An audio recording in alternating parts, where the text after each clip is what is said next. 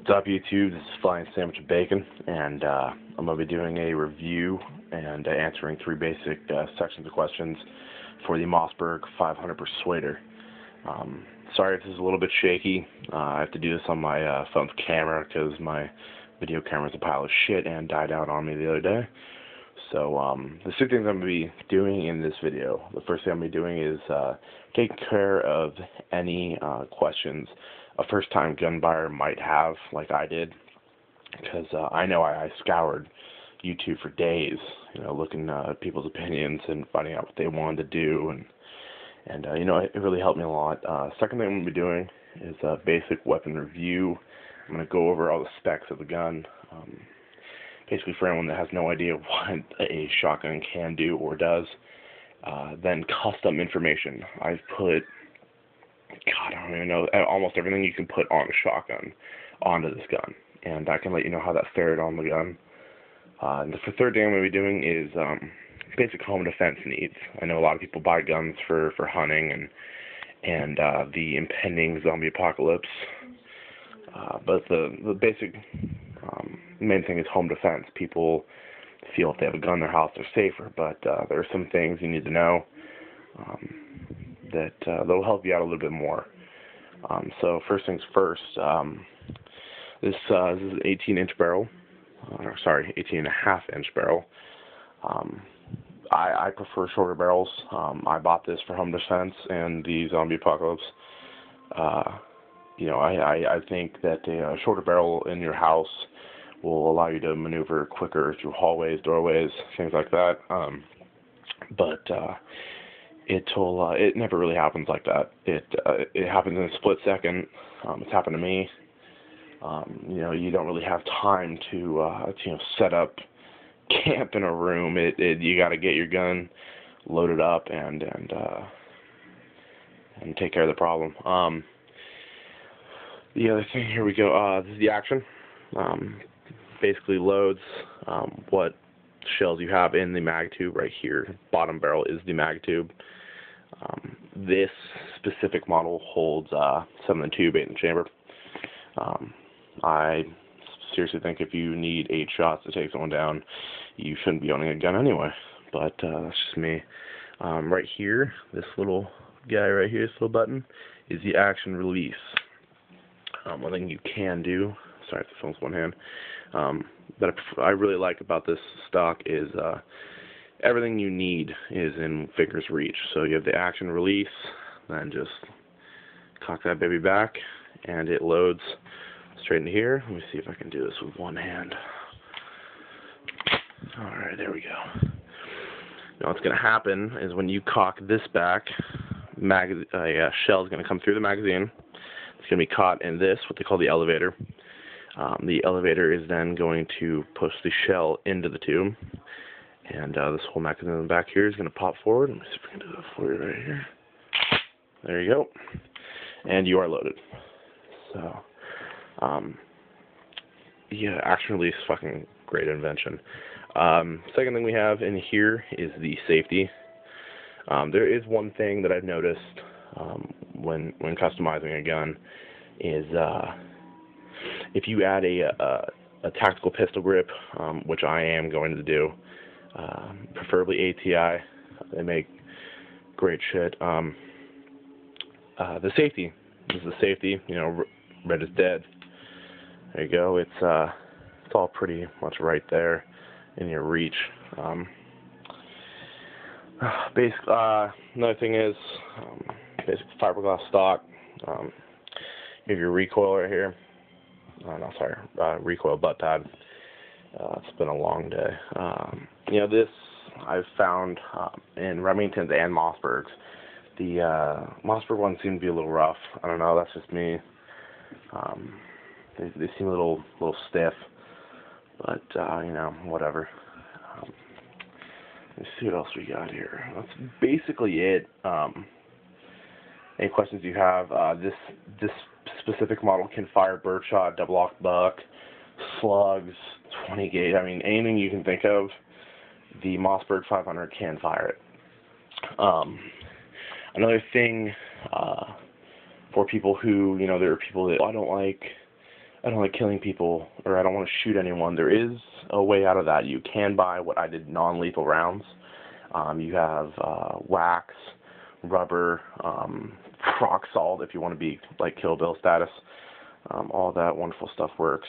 So I'm going to move on to the second section, which is weapon review and custom info. I'm going to jump into custom info first because it's a shotgun. You don't need to customize it. All you really need is this baby right here, and I mean a nice tactical stock if you want to be more comfortable, mainly because you don't need a scope or a holographic reflex, anything like that. You don't need that. It's a shotgun. It doesn't shoot long distances. I mean, it's not like an M4, M16, AR, AK. It's not like that. It's for basic home defense, and take it from me, you don't have time on that site and get a direct shot if someone breaks into your house. So this is what it says, all you need right here. This is the UTG tri-rail system. Seriously, I don't think you can get any better than that. How I have it set up here is a little sensor switch that I have velcroed to the action right here. And I kind of broke the bank buying this gun. It was only $280, $290 at the door, but that was all I had left on my paycheck. So what I did is I bought your basic mag light here, and I replaced the original light with a brighter LED, which I would show you, but for some reason the fucker is not working. So yeah, I have that set up right here. Just basically, if you can imagine that right along there. There is two things I have found with that. If you are looking to do the mag light system, there's two things wrong.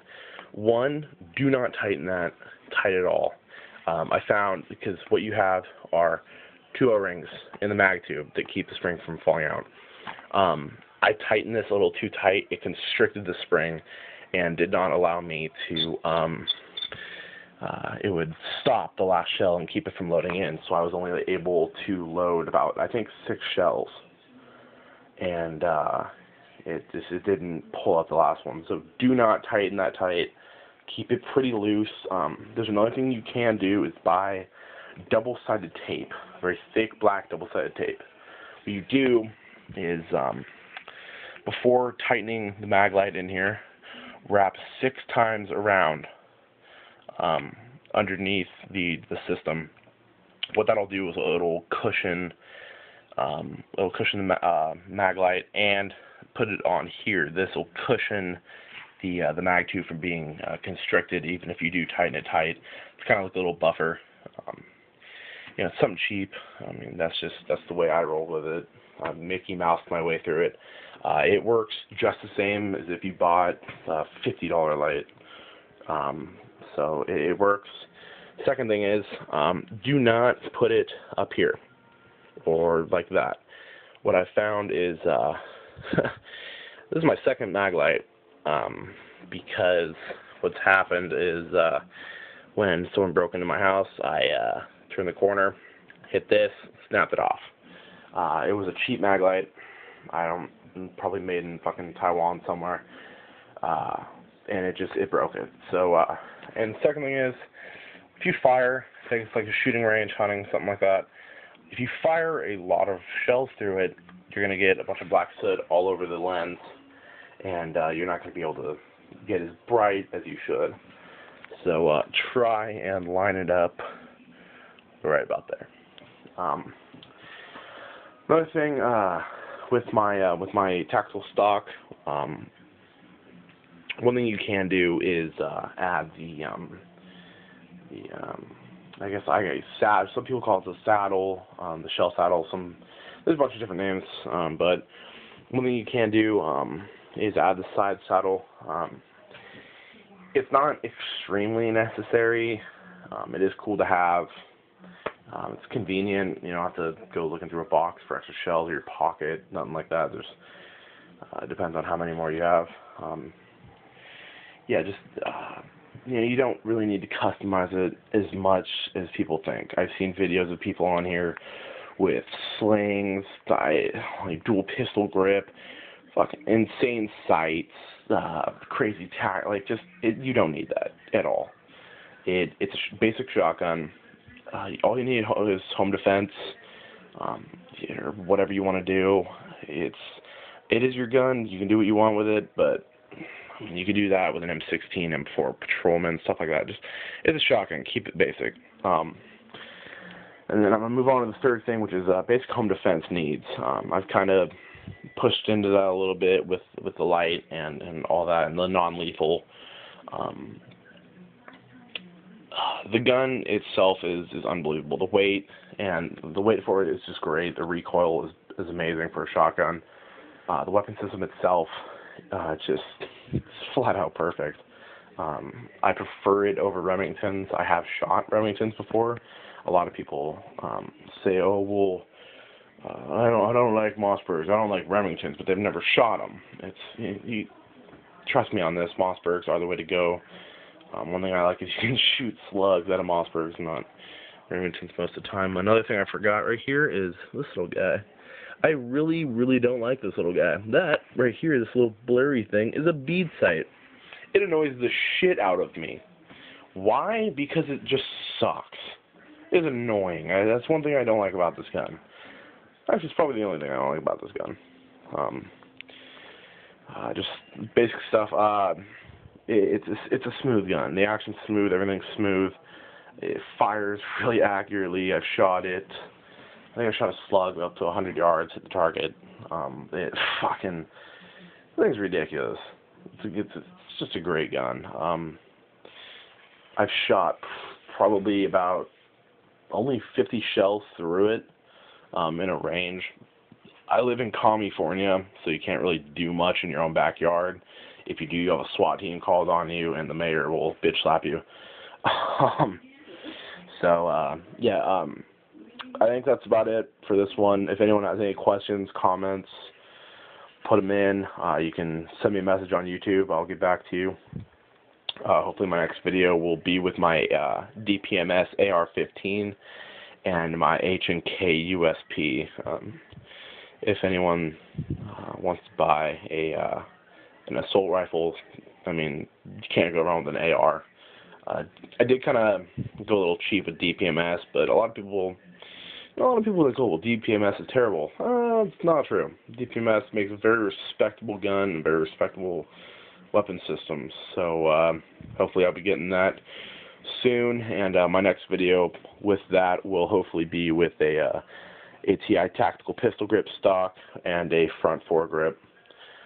So thanks for watching.